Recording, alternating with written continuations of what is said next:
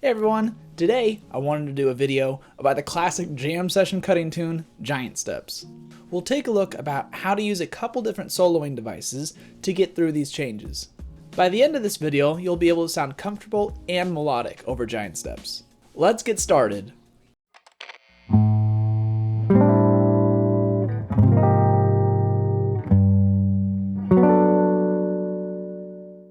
So the first thing I want to talk about is manipulating tonic major language over these changes. But first, what is tonic major language? Simply put, it's language that can be just used over a major chord. A great place to find some of this language is to transcribe some Parker blues heads such as Passport, Visa, or Back Home Blues. For this lesson, let's use these two licks.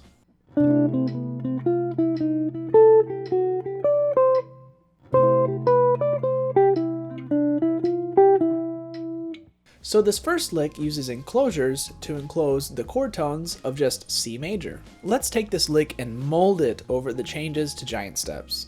So first we look at the starting chord, which is B major 7. So we start our lick like we're playing it over B major 7. Then on beat 3, it moves to D7.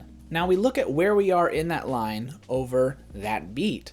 And then we ask ourselves what we can change to make it fit over D7. Well, instead of just closing D sharp like it normally is, let's enclose D. Same thing with the next chord, which is G major 7. Instead of closing F sharp like we would if we were playing over our tonic B major 7, let's enclose G. Then we take the same idea and move it over B flat 7. And then resolve it to E flat. So altogether, it sounds like this.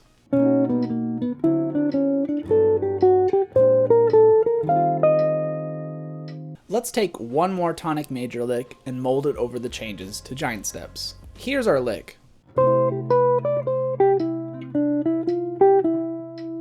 So, same thing. Let's move it over B major 7 to start with.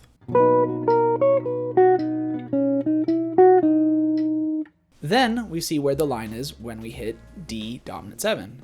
In this case, it actually works to keep the line how it is since we hit the 13th and flat 9 of D7. Now over the G major 7, we would hit D sharp normally, and that doesn't really work. So let's move the line so it works. So just moving it up a half step and changing one note does the trick.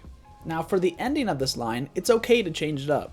If you see any way to use previous learned line closers, which are just language that we use to end lines, and if you can see a way to put it in here, then use it. Here's a way that you could end this line using a common diminished line closer.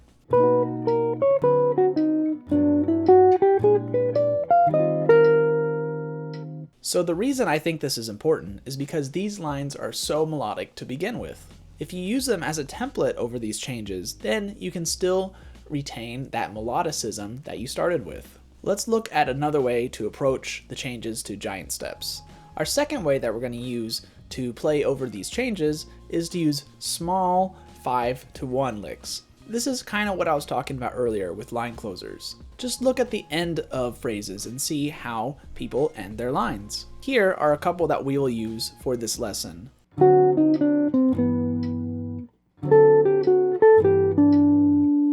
Our first one is just a walk down to the third of our tonic chord that we're resolving to using the flat 9. So all we do is we just plug and chug this lick wherever you see a 5-to-1 in the Giant Steps changes. So we can put it over D7 to G and B flat 7 to E flat.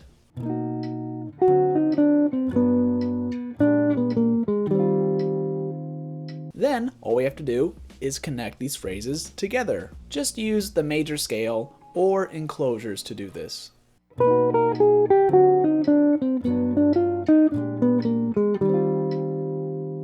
Sounds kind of like Bebop, right? Let's do the same process with our second line closer. So play it over all the 5-to-1 spots.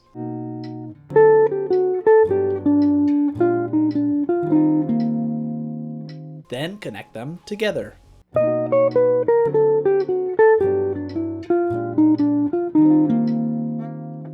Remember that with everything that we learned in this lesson, you can take the shape on the guitar neck and move it down a major third, and it'll work over the second part of the Coltrane changes.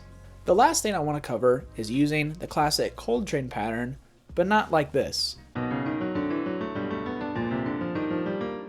What I want you to do is to try to start the pattern on something other than the root. Practice this going up and down the neck, and try to memorize the shapes.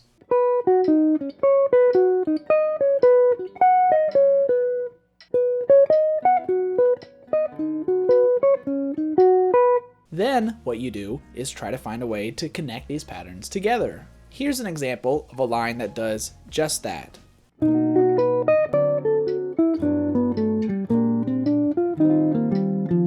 I got this idea from watching a video of Kurt Rosenwinkel play over the changes to 26-2. You can really hear him using these kind of patterns and connecting them together.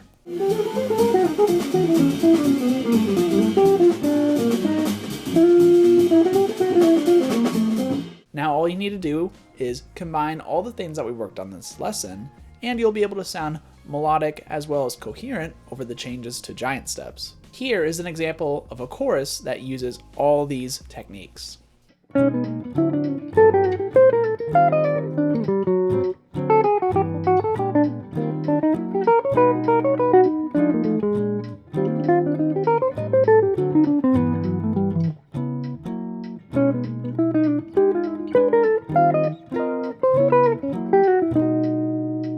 Thank you guys so much for watching this video about how to solo over giant steps. There's so many more ways to approach this tune, so if you want a part 2, make sure to let me know in the comments below. If you like this video, make sure to subscribe as well as give it a like. And as always, remember to always keep swinging.